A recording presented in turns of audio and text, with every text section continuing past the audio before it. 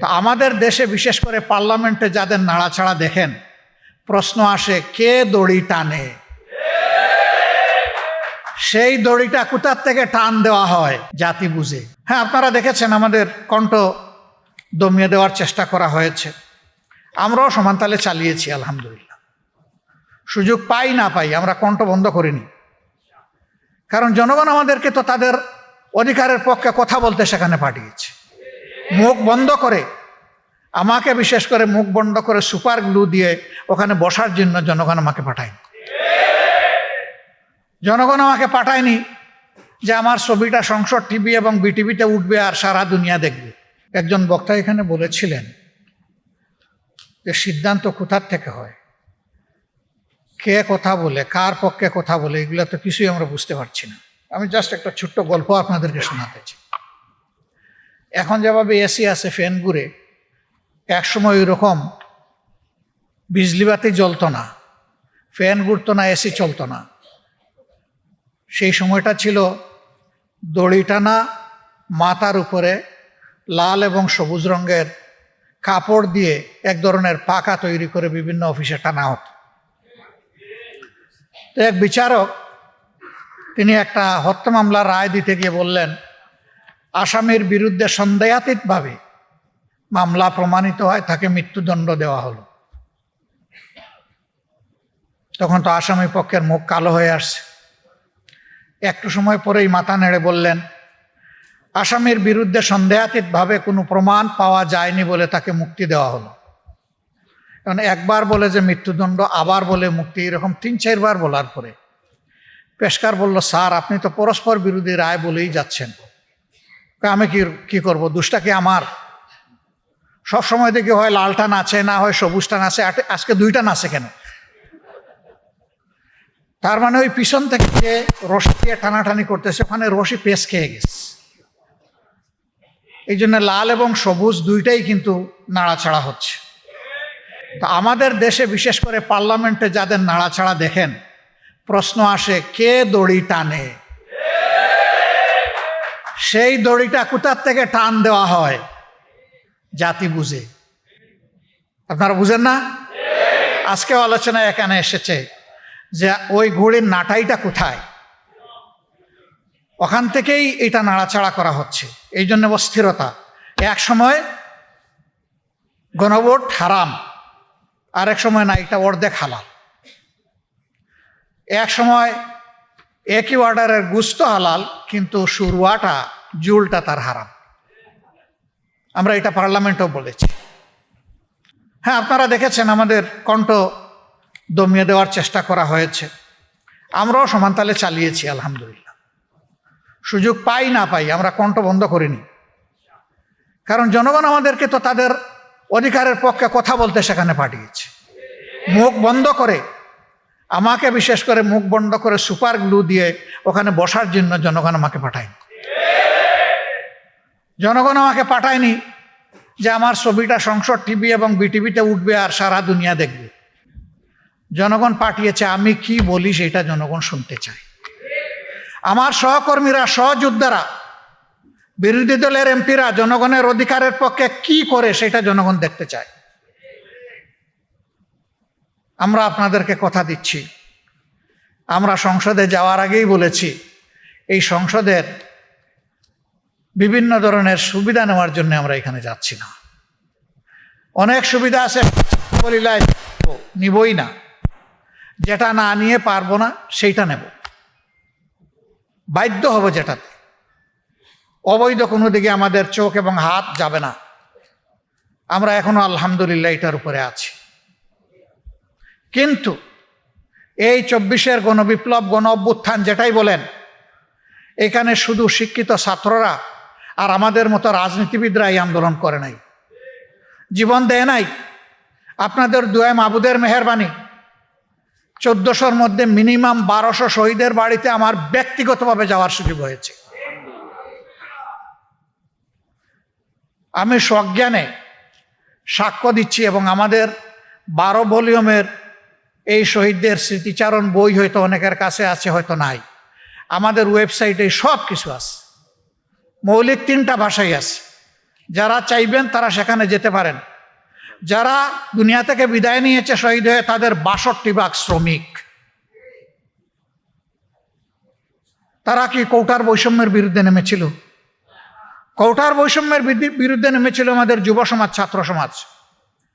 তারা নেমেছিল ফ্যাসিবাদের বিরুদ্ধে। তারা নেমেছিল একটা পরিবর্তনের আকাঙ্ক্ষা নিয়ে।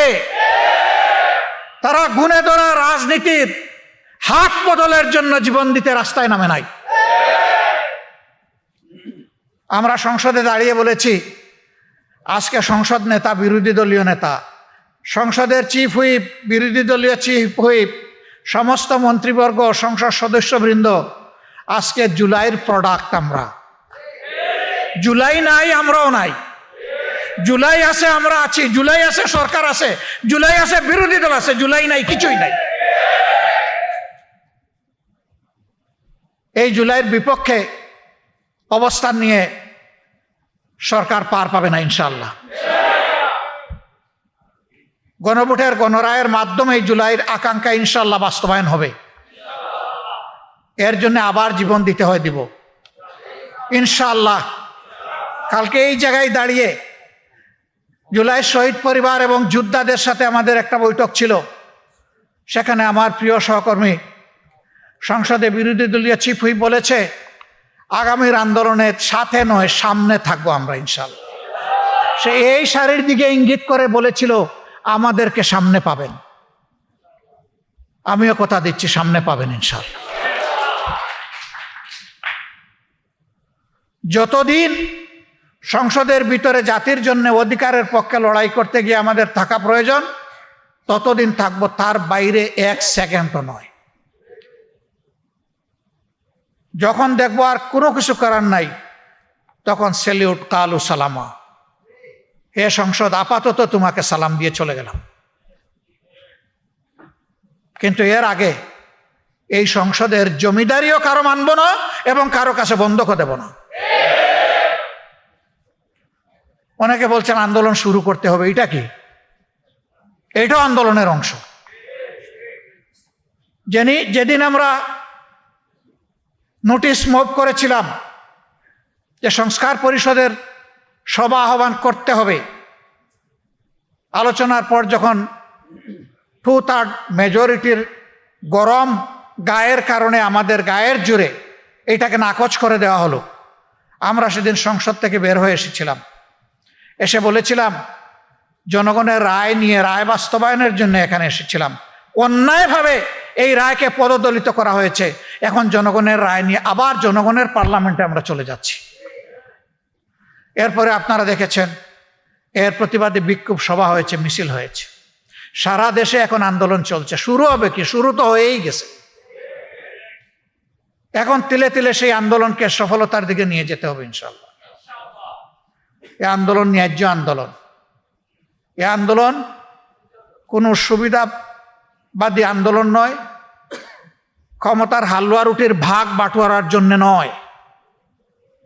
এই আন্দোলন 70 ভাগ মানুষের রায়ের প্রতি সম্মান দেখিয়ে, শহীদদের রক্তের সাথে আমাদের ওয়াদা বাস্তবায়ন করার জন্যে, জুলাই যোদ্ধাদের আকাঙ্ক্ষা পূরণ করার জন্যে এই আন্দোলন ইনশাআল্লাহ সফলতার প্রান্ত সীমায় গিয়ে থামবে, এর আগে নয়। এবং সেই আন্দোলনের সফলতা নিয়ে আমরা গড়ে ফিরব।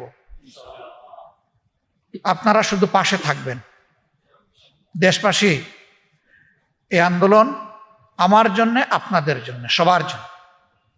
আমরা আমাদের সন্তানদেরকে কারো গোলাম বানাতে চাই না এবং কারো পারিবারিক রাজতন্ত্র বাংলাদেশে চলবে জাতির উপর ফ্যাসিজম হিসাবে, তাও আমরা বরদাস্ত করব না। রাজনীতির এই দুষ্ট চক্র ভেঙে দিতে হবে।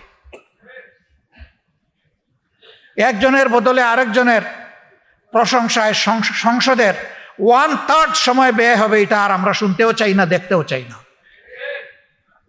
প্রশংসা হবে জনগণের, সংসদের ভিতরে কথা হবে জনগণের সমস্যা নিয়ে, সেখানে বসে খোলা মনে সমাধান বের হয়ে আসতে হবে।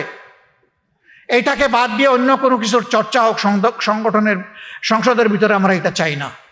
কিন্তু আমরা ফেসিবাদের কালো ছায়া এখন সংসদে দেখতে পাচ্ছি। আগে ওই সংসদে দাঁড়িয়েই আজকে যারা সরকারি দলের গ্যালারিতে বসেছেন তাদেরকে তুচ্ছ তাচ্ছিল্য করে যেভাবে কথা বলা হতো, আজকে দুই একজন আমাদেরকে লক্ষ্য করে সেই রকম কথা বলা শুরু করেছেন। আমরা তাদেরকে বলি জিহ্বা সংযত করুন। এই মনোভাব এবং আচরণ দেখাবেন না। জুলাই যুদ্ধের মধ্য দিয়ে যেই প্রজন্ম, যেই দেশ গড়ে উঠেছে, এই দেশ কারো চক্রাঙ্গানির পরোয়া করে না। অতীতে যারা এই আচরণ করেছে তাদের পরিণতি চোখের সামনেই দেখতে পাচ্ছেন। মনে রাখবেন, অপকর্ম করলে আগেরটার চাইতে পরের পরিণতি আরো ভয়ঙ্কর হয়। সে পথেই তো হাসছেন। বাইরে তো আপনাদের পদাচারণা দেখছি না, সব কিছু কুক্ষিগত করছেন। বাংলাদেশ ব্যাংকে অভ্যুত্থান করার পরে এখন দেশের সবচেয়ে বড় ব্যাংক, এখন ইসলামী ব্যাংকে আবার নতুন করে অভ্যুত্থান শুরু হয়েছে। যে ব্যাংক দেশের রিমিটেন্সের শতকরা 32% একা আহরণ করে, এই ব্যাংকের যদি অস্তিত্ব বিপন্ন হয়, বাংলাদেশের অর্থনীতি বঙ্গোপসাগরে চলে যাবে। সাবধান করে দিচ্ছি, এইটাকে দলীয়করণ করবেন না। যদি দলীয়করণ করেন ব্যাংকগুলোকে একটার পর একটা, জনগণ আপনাদেরকে ছেড়ে কথা বলবে না। আমি দেশের ব্যাংকের মূল মালিক জনগণকে বলবো, জেগে উঠুন, আওয়াজ তুলুন, ওদের কদর্য চেহারা জাতির সামনে উন্মুক্ত করে দিন, থামিয়ে দিতেই হবে ইনশাআল্লাহ। আমরা আবারও কথা দিচ্ছি, শুধু রাজনীতির পট পরিবর্তন নয়, সংস্কৃতির আমূল পরিবর্তনের জন্য আমাদের এই লড়াই। অপসংস্কৃতি যেখানে, সেটা ব্যাংকিং সেক্টর হোক আর যেখানে হোক, অর্থনীতিতে, সংস্কৃতিতে, শিক্ষা ব্যবস্থায়, তারপরে দেশের আইন অঙ্গনে, যেখানেই হোক, ইনশাল্লাহ আমরা বসে বসে আঙ্গুল চুষব না। আমরা জনগণের সাথে থাকব, জনগণকে সাথে নিয়ে তার মোকাবেলা করব ইনশাল্লাহ। আপনারা দোয়া করবেন। আজকের এই সেমিনারে আপনারা যে গুরুত্বপূর্ণ পরামর্শগুলো দিয়েছেন, আমরা তার জন্য কৃতজ্ঞ, ঋণবোধ করি। আপনাদের পরামর্শগুলো অন্তরে ধারণ করে আগামীর পথ চলা আমরা যেন নির্ধারণ করতে পারি, এবং সেভাবেই যেন মহান আল্লাহর পর ভরসা করে আমরা জাতির সাথে থেকে, জাতিকে সাথে নিয়ে এই দাবিগুলা যেন আদায় করতে পারি। আল্লাহ যেন তৌফিক দান করেন। আপনাদের সকলকে আমরা কৃতজ্ঞতা এবং ধন্যবাদ জানাচ্ছি। কথা কম, কাজ বেশি। কাজ শুরু হয়ে গেল, সফলতা নিয়ে গড়ে ফিরবো ইনশাআল্লাহ। আসসালামু আলাইকুম রহমতুল্লাহ।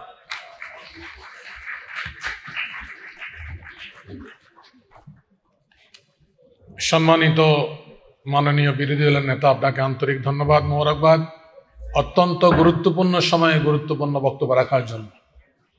আবু সাইদ মুগ্ধ, শেষ হয় না যুদ্ধ। আজকের এই সেমিনারে আপনাদের সামনে সমাপনী বক্তব্য রাখবেন সেমিনারের সম্মানিত সভাপতি, আমির বাংলাদেশ খেলাফত মজলিস এবং 11 দলীয় বিরোধী দলের শীর্ষ নেতা জনাব আল্লামা মামুনুল হক।